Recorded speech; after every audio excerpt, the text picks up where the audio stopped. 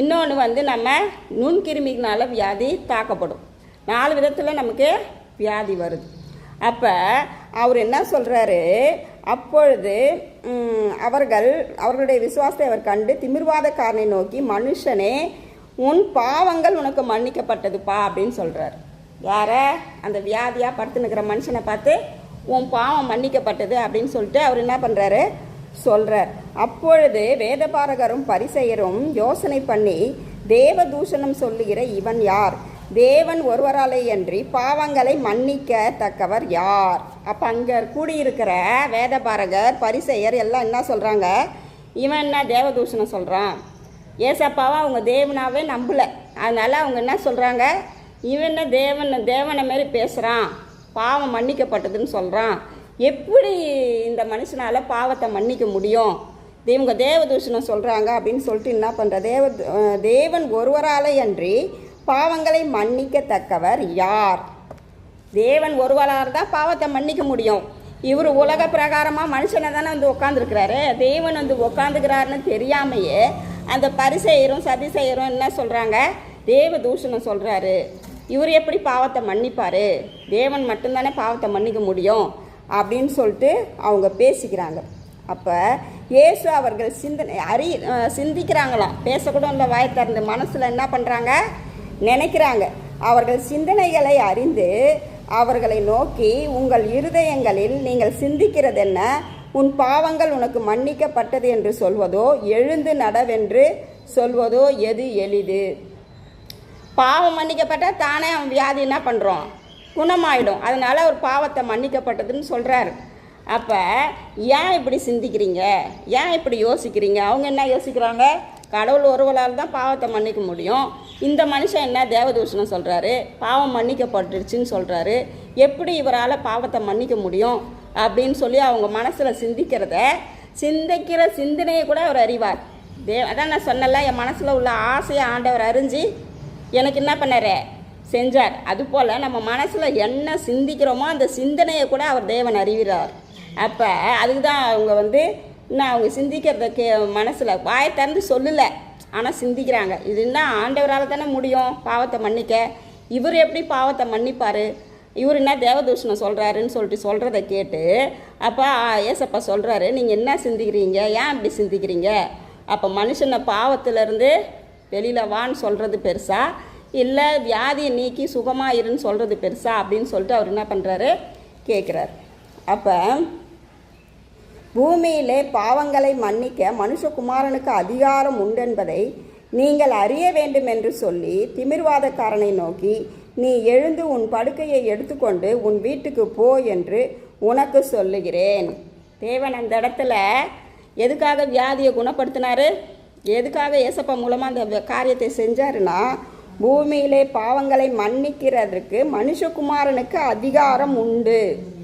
அப்போ பூமியில் இருக்கிற மனுஷகுமாரனுக்கு அதிகாரம் உண்டுன்றத ஜனங்க தெரிஞ்சு கொள்ளணும்னு சொல்லி தான் இப்படிப்பட்ட காரியத்தை தேவன் என்ன பண்ணுறார், அந்த இடத்துல செய்கிறார். அதிகாரம் உண்டு என்பதை நீங்கள் அறிய வேண்டும் என்று சொல்லி திமிர்வாதக்காரனை நோக்கி, நீ எழுந்து உன் படுக்கையை எடுத்துக்கொண்டு உன் வீட்டுக்கு போ.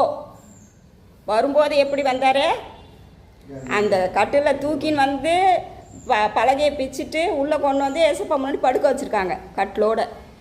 ஏசப்பா என்ன சொல்கிறாரு, நீ எழுந்து உன் படுக்கையை நீயே எடுத்துக்கின்னு உன் வீட்டுக்கு போ அப்படின்றார்.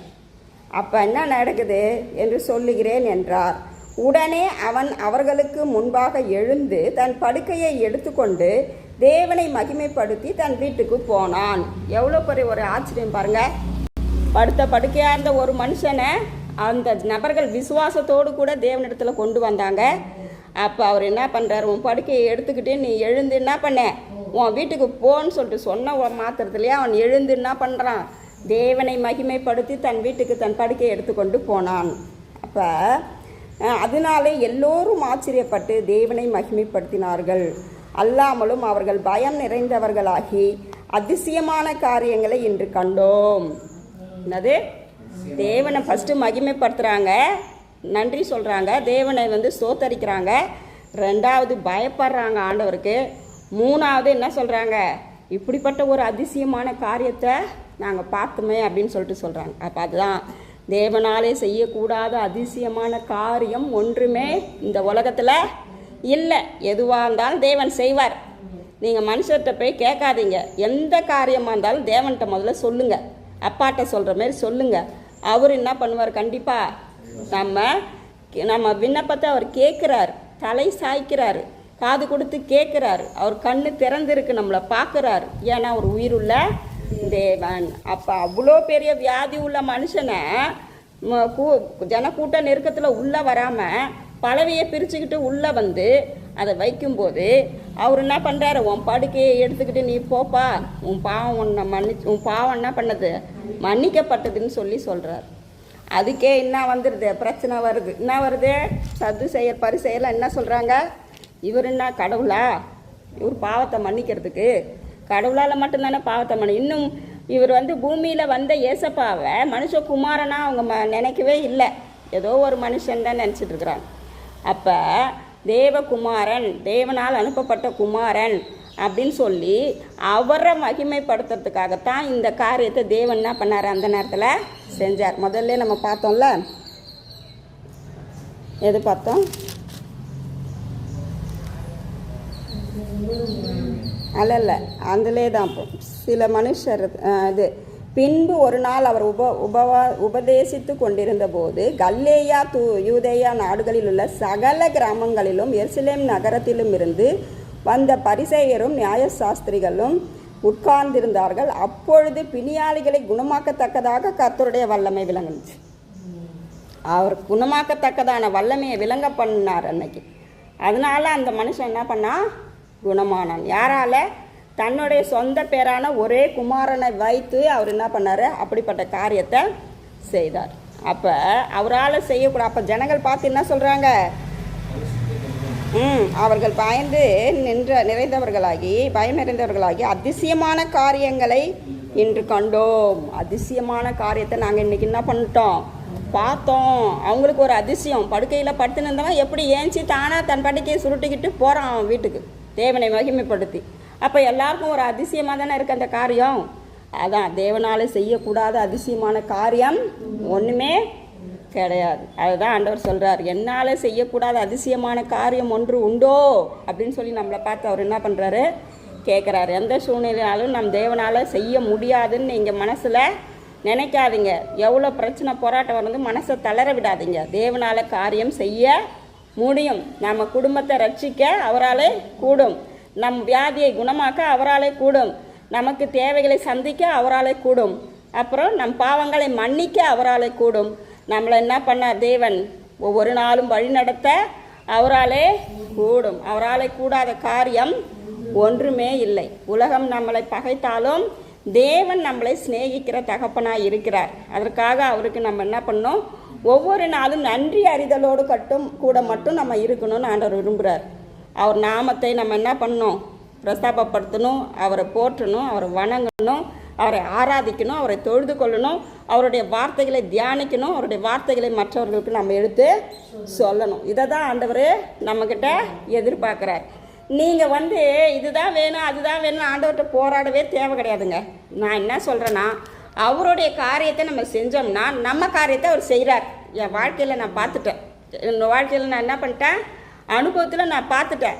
எனக்கு அது வேணும் ஆண்டவரே, இது வேணும் ஆண்டவரே, அப்படி வேணும் ஆண்டவரே, இப்படி வேணும் ஆண்டவரே நான் கேட்டதே கிடையாது. ஒன்றே ஒன்று தான் கேட்டேன். என் கணவர் ரட்சிப்பு தான் கேட்டேன். அது மட்டும்தான் தாமதமாக இருக்கேன். பிள்ளையை கூட நான் கேட்கல. இவரால் போராட்டம் பிரச்சனை, தேவனத்தை வணங்கக்கூடாதுன்னு இவ்வளோ பிரச்சனை வருதுன்றதுக்காகத்தான் அவர் ரட்சிப்பு தான் நான் கேட்டுட்ருக்கிறேன் இந்த நாள் வரைக்கும். ஆனால் இதையெல்லாம் தேவன் ஒரு காரியத்தையும் தானாகவே அவரே செஞ்சார். எனக்கு வீடு வேணும்னு கேட்கல, பிள்ளைங்க வேணும்னு கேட்கல, எனக்கு ஆஸ்தி வேணும்னு கேட்கல, அந்தஸ்து வேணும்னு கேட்கல, அது வேணும்னு கேட்கல, இது வேணும்னு கேட்கல, எதுவுமே நான் கேட்கல. தேவனாக கொடுத்தது தான் இதெல்லாம்.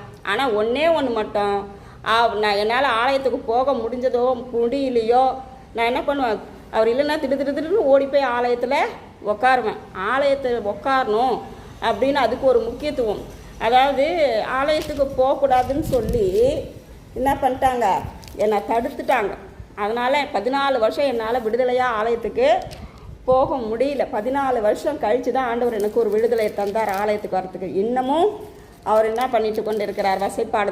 வசைப்பாடி கொண்டே தான் இருக்கிறார். வெள்ளிக்கிழமை அன்னைக்கும் வசைப்பாடுதல் என்ன பண்ணுச்சு, நடந்து கொண்டே தான் இருக்குது. ஆனாலும் நான் ஆண்டவருக்காக என்ன பண்ணோம், நிற்கணுன்ற மன உறுதி எனக்குள்ளே ஆண்டவர் தான் வச்சுருக்கிறாரு, நானாக வச்சுக்கல. ஆண்டவர் தான் எனக்குள்ள ஆசையும் விருப்பத்தையும் யார் தான் உண்டு பண்ணுறது. இன்றைக்கி நம்ம ஜெபிக்கணும்னு விருப்பம் ஜெபிக்கிறோன்னா அது ஆண்டவர் தான் ஆசையும் விருப்பத்தையும் நம்ம இருதயத்தில் உண்டு பண்ணுறார்.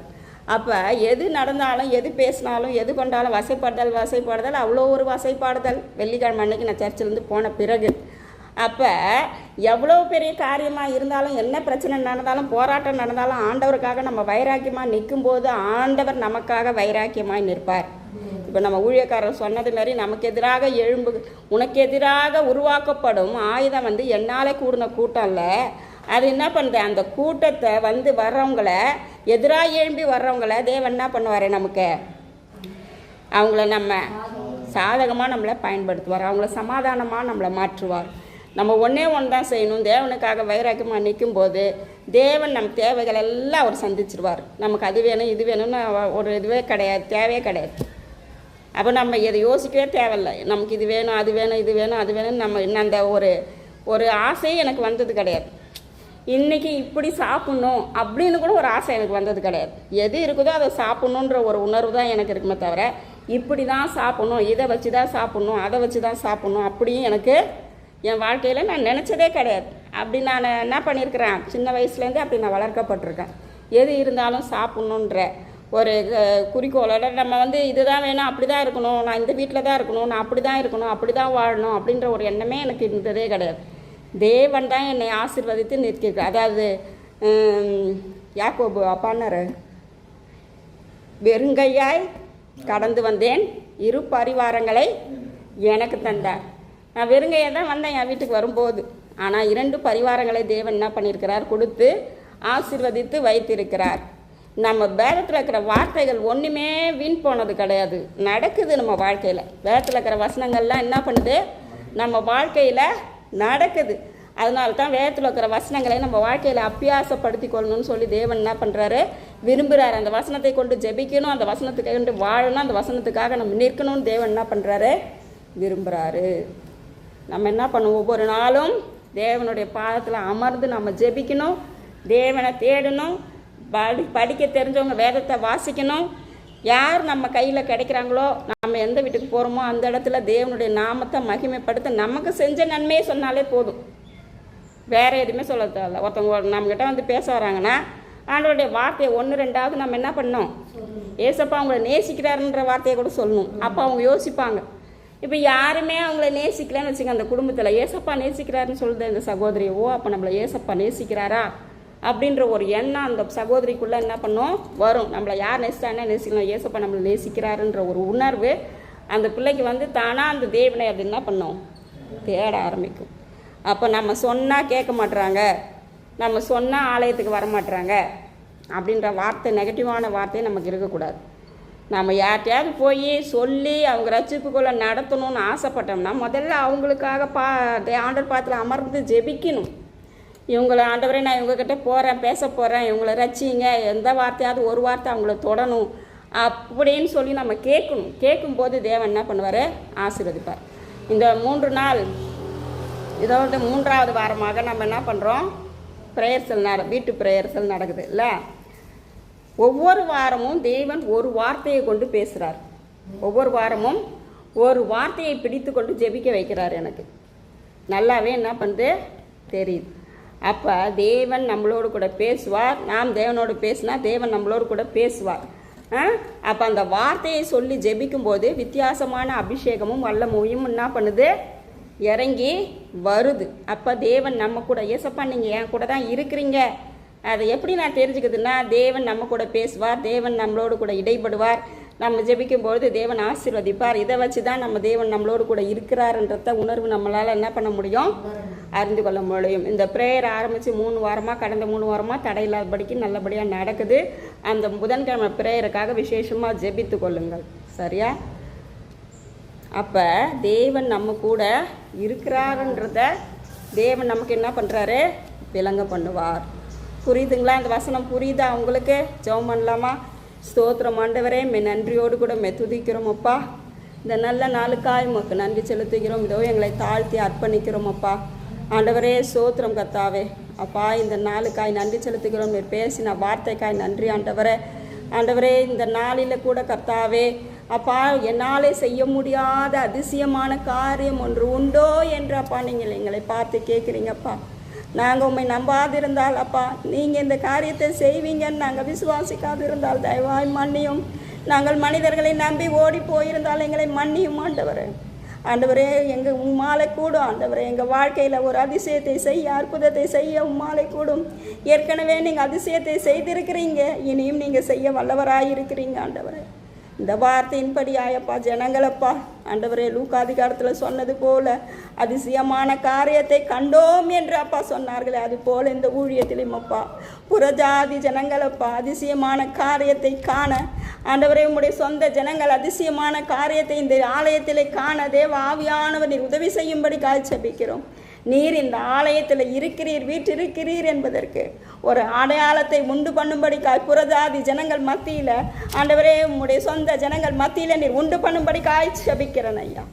அப்படி செய்ய போகிற கிருபைகளுக்காக உமக்கு நன்றி செலுத்துகிறேன் ஐயா.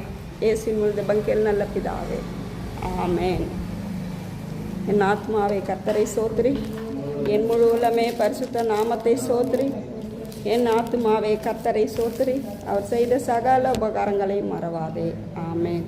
கர்த்தராகிய இயேசு கிறிஸ்துவினுடைய கிருபையும் தேவனுடைய அன்பும் பரிசுத்த ஆவியினுடைய ஐக்கியமும் உங்கள் அனைவரோடும் கூட இருப்பதாக. ஆமென். ஒருவர் வாழ்த்தி கொள்ளுங்க. செபிக்கிறவங்க அந்த ஜெபம் பண்ணிட்டு போங்க.